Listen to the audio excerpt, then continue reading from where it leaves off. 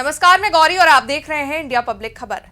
रूस यूक्रेन के बीच जारी इस संघर्ष को खत्म कराने के लिए अमेरिका लंबे वक्त से जदोजहद में लगा हुआ है। इसी क्रम में कल अमेरिकी राष्ट्रपति डोनाल्ड ट्रंप ने यूक्रेन के राष्ट्रपति जेलेंस्की और यूरोपीय यूनियन के नेताओं के साथ व्हाइट हाउस में एक अहम बैठक की। इस मीटिंग के ठीक बाद ट्रंप ने रूस के राष्ट्रपति व्लादिमीर पुतिन से भी फोन कॉल पर एक लंबी बातचीत की। याद हो कि अभी कुछ दिन पहले ही ट्रंप ने पुतिन से भी मुलाकात की थी। हालांकि ये मुलाकात किसी नतीजे पर नहीं निकली थी, लेकिन अब ट्रंप ये दावा कर रहे हैं कि रूस यूक्रेन के बीच शांति वार्ता होगी, जिसके लिए समय और स्थान का निर्धारण भी बहुत जल्द होगा। फिलहाल इस खास बैठक को लेकर दुनिया भर की निगाहें टिकी हुई थी, क्योंकि पिछले करीब 3 सालों से रूस यूक्रेन के बीच जारी युद्ध है और इसका असर न केवल यूक्रेन रूस पर बल्कि कई अन्य देशों पर भी पड़ रहा है। दरअसल अमेरिका यूक्रेन और रूस की जंग को खत्म करने के लिए पूरी कोशिश में लगा हुआ है। कई बार उसने रूस को भी समझाने की कोशिश करी, लेकिन रूस पीछे हटने को तैयार नहीं है और रूस की इस जिद को देखते हुए ट्रंप ने रूस के साथ व्यापार करने वाले देशों पर भी टैरिफ लगाया, ताकि रूस शांति वार्ता करने को तैयार हो। बीते दिन अलास्का के एंकोरेज में डोनाल्ड ट्रंप और व्लादिमीर पुतिन की आमने सामने की मुलाकात हुई। पुतिन और ट्रंप के बीच की ये बातचीत करीब 3 घंटे तक चली थी। हालांकि बैठक के बाद दोनों ही देशों की ओर से ऐसा कोई भी ऐलान नहीं किया गया जहां यूक्रेन का जिक्र हो। ना ही युद्ध विराम पर कोई सहमति बनी और ना ही कोई ठोस समझौता हुआ। तो वहीं इस मीटिंग के बाद कल ट्रंप ने यूक्रेन के राष्ट्रपति जेलेंस्की और यूरोपीय देशों के शीर्ष नेताओं के साथ बैठक की।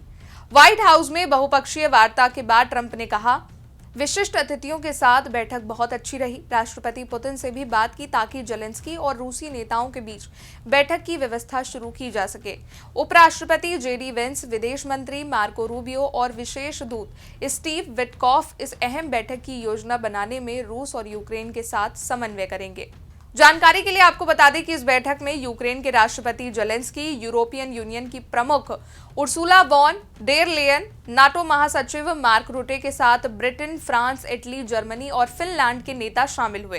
हालांकि इस बैठक में रूस कहीं मौजूद नहीं था, लेकिन ट्रंप ने पुतिन के साथ फोन पर लंबी बातचीत की। दोनों नेताओं के बीच करीब 40 मिनट तक बात हुई और इस बातचीत के दौरान यूरोपीय नेता उस वक्त कमरे में मौजूद नहीं थे। रूसी समाचार एजेंसी तास के मुताबिक इस अहम बैठक के बाद फ्रांस के राष्ट्रपति इमैनुअल मैक्रों ने कहा, यूरोपीय नेता और अमेरिकी राष्ट्रपति डोनाल्ड ट्रंप आने वाले दिनों या सप्ताह में राष्ट्रपति पुतिन और जेलेंस्की के बीच आमने सामने की बैठक की व्यवस्था करने की उम्मीद कर रहे हैं।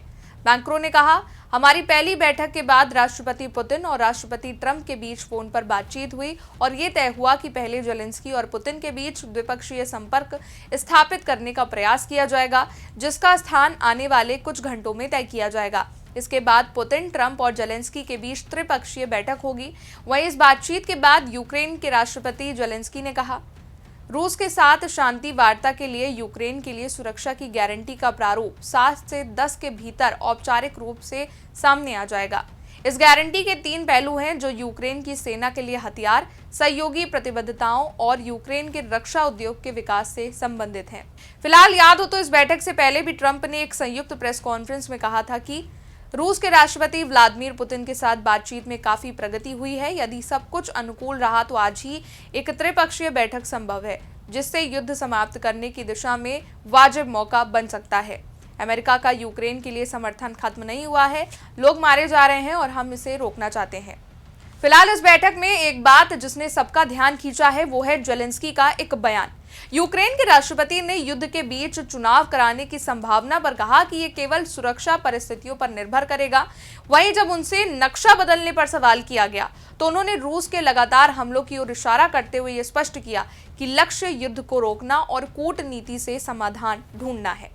याद हो कि जब पुतिन संग ट्रंप की मीटिंग हुई थी तो भी ट्रंप ने कहा था कि जेलेंस्की, पुतिन और मैं पुतिन के साथ बैठक में जमीन की अदला बदली और यूक्रेन की सुरक्षा पर बातचीत हुई। मुझे लगता है कि हम बहुत सी बातों पर सहमत हो गए हैं। यहाँ जमीन की अदला बदली का अर्थ भी एक क्षेत्र रूस को सौंपने का था। तो वहीं जेलेंस्की ने भी अपनी बात में इसका जिक्र किया। इसलिए बहुत संभावनाएं हैं कि अगर दोनों देशों के बीच बातचीत होती है तो यूक्रेन का नक्शा कई हद तक बदल सकता है। फिलहाल देखा जाए तो इस बैठक में भी ऐसा कोई खास निष्कर्ष नहीं निकला है, लेकिन एक और बैठक को लेकर चर्चा अब शुरू हो चुकी है जो पुतिन, जेलेंस्की और ट्रंप के बीच रहेगी, जिस पर अब दुनिया भर की निगाहें टिकी हुई हैं। इस पर आपका क्या कहना है, कमेंट सेक्शन में बताइएगा। वीडियो को लाइक कीजिएगा, शेयर कीजिएगा, चैनल को सब्सक्राइब कीजिएगा। शुक्रिया।